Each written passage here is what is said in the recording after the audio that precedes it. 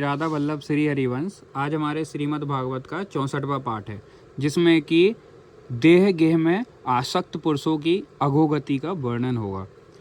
श्री कपिल देव जी भगवान कहते हैं, माता जी, जिस प्रकार वायु के द्वारा उड़ाया जाने वाला मेघ समूह उसके बल को नहीं जानता, उसी प्रकार यह जीव भी बलवान काल की प्रेरणा से भिन्न भिन्न अवस्थाओं तथा योनियों में भ्रमण करता रहता है, किंतु उसके प्रबल पराक्रम को नहीं जानता। जीव सुख की अभिलाषा से जिस जिस वस्तु को बड़े कष्ट से प्राप्त करता है, उसी उसी को भगवान काल विनष्ट कर देता है, जिसके लिए उसे बड़ा शोक होता है। इसका कारण यही है कि यह मंदमती जीव अपने इस नाशवान शरीर तथा उसके संबंधियों के घर, खेत और धन आदि मोह को मोहवश नित्य मान लेता है। इस संसार में यह जीव जिस जिस योनि में जन्म लेता है, उसी उसी में आनंद मानने लगता है और उससे विरक्त नहीं होता।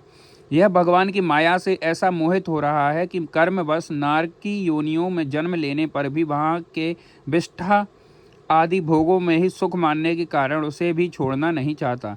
यह मूर्ख अपने शरीर, स्त्री, पुत्र, ग्रह, पशु, धन और बंधु बांधवों में अत्यंत आसक्त होकर उनके संबंध में नाना प्रकार के मनोरथ करता हुआ अपने को बड़ा भाग्यशाली समझता है। इनके पालन पोषण की चिंता से इसके संपूर्ण अंग जलते रहते हैं। तथापि दुर्वासनाओं के से दूषित हृदय होने के कारण यह मूढ़ निरंतर इन्हीं के लिए तरह तरह के पाप ताप करता रहता है और उल्टा स्त्रियों के द्वारा एकांत में संभोग आदि के समय प्रदर्शित किए हुए कपटपूर्ण प्रेम में तथा बालकों की मीठी मीठी बातों में मन और इंद्रियों में फंस जाने से गृहस्थ पुरुष घर के दुख प्रधान कपटपूर्ण कर्मों में लिप्त हो जाता है। और उस समय बहुत सावधानी करने पर यदि उसे किसी दुख का प्रतिकार करने में सफलता मिल जाती है, तो उसे वह ही सुख का मान लेता है। जहाँ तहाँ से भयंकर हिंसा वृत्ति के द्वारा धन संचय कर यह ऐसे लोगों का पोषण करता है जिनके पोषण में से नरक में जाता है।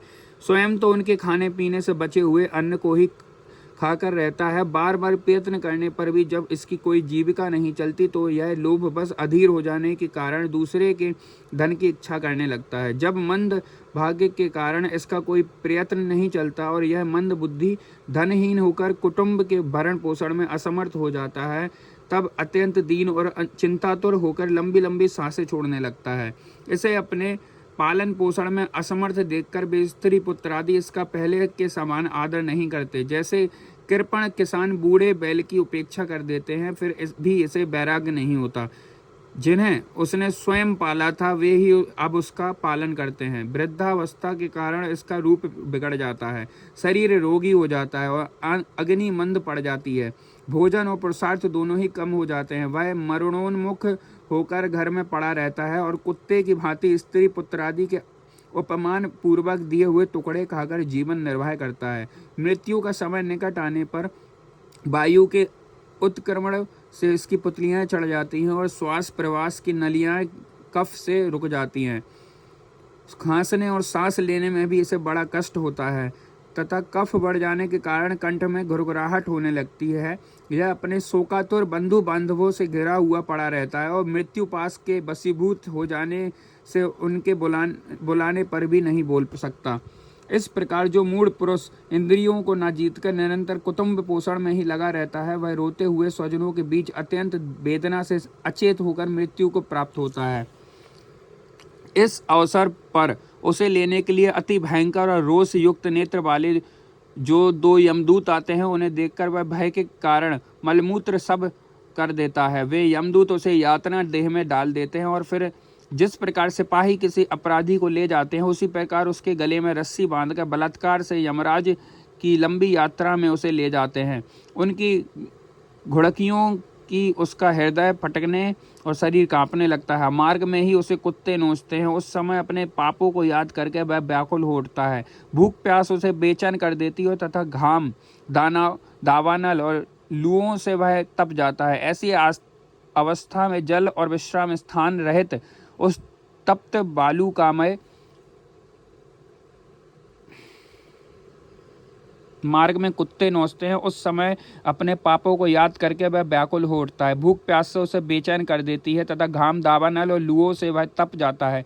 ऐसी अवस्था में जल और विश्राम स्थान से रहित उस तप्त बालुकामय मार्ग में जब उसे एक पग आगे बढ़ने की भी शक्ति नहीं रहती, यमदूत उसकी पीठ पर कोड़े बरसाते हैं, तब बड़े कष्ट से उसे चलना ही पड़ता है। वह जहाँ तहाँ थक कर गिर जाता है, मूर्छा आ जाती है, चेतना आने पर भी फिर उठता है। इस प्रकार अति दुखमय मार्ग से अत्यंत क्रूर यमदूत उसे शीघ्रता से यमपुरी ले जाते हैं। यमलोक का मार्ग 99,000 योजन है। इतने लंबे मार्ग को 2 ही 3 मुहूर्त में तय कर वह नरक में तरह तरह की यातनाएं भोगता है। वहाँ उसके शरीर को धधकती लकड़ियाँ आदि के बीच में डाल कर जलाया जाता है, कहीं स्वयं दूसरों के द्वारा काट काट कर उसे अपना ही मांस खिलाया जाता है। यमपुरी के कुत्ते अथवा गिद्धों द्वारा जीते जी उसकी आंतें खींची जाती हैं। सांप, बिच्छू और डांस आदि डसने वाले तथा डंक मारने वाली जीवों से शरीर को पीड़ा पहुंचाई जाती है। शरीर को काटकर टुकड़े टुकड़े कर दिए जाते हैं। उसे हाथियों से चिरवाया जाता है, पर्वतों के शिखरों से गिराया जाता है अथवा जल या गड्ढे में डालकर बंद कर दिया जाता है। और ये सब यातनाएं तथा इसी प्रकार तामिस्त्र, अंधतामिस्त्र एवं रौरव आदि नरकों की और भी अनेक यंत्रणाएं स्त्री हो या पुरुष उस जीव को पारस्परिक संसर्ग से होने वाले पाप के कारण भोगनी ही पड़ती है। माताजी, कुछ लोगों का कहना है कि स्वर्ग और नरक तो इसी लोक में है, क्योंकि जो नार की यातनाएं हैं वे यहाँ भी देखी जाती हैं। इस प्रकार अनेक कष्ट भोगकर अपने कुटुंब का ही पालन करने वाला अथवा केवल अपना ही पेट भरने वाला पुरुष उन कुटुंब और शरीर दोनों को ही छोड़कर मरने के बाद अपने किए हुए पापों का ऐसा फल भोगता है। अपने इस शरीर को यहीं छोड़कर प्राणियों से द्रोह करके एकत्रित किए हुए पाप रूप यथेय को साथ लेकर वह अकेला ही नरक में जाता है। मनुष्य अपने कुटुंब का पेट पालने में जो अन्याय करता है उसका दैव विहित कुफल वह नरक में जाकर भोगता है। उस समय वह ऐसा व्याकुल होता है मानो उसका सर्वस्व लुट गया हो। जो पुरुष निरी पाप की कमाई से ही अपने परिवार का पालन करने में व्यस्त रहता है वह अंधतामिस्त्र नरक में जाता है, जो नरकों में चरम सीमा का कष्टप्रद स्थान है। मनुष्य जन्म मिलने के पूर्व जितनी भी यातनाएं हैं तथा सूकर कुकर आदि योनियों के जितने कष्ट हैं उन सबको क्रम से भोगकर शुद्ध हो जाने पर वह फिर मनुष्य योनि में जन्म लेता है। श्री कृष्ण चरण अस्तु। इसलिए कहते हैं भाइयों, पाप मत करें, बहुत कष्ट होगा मरने के बाद, कोई साथ नहीं देता है।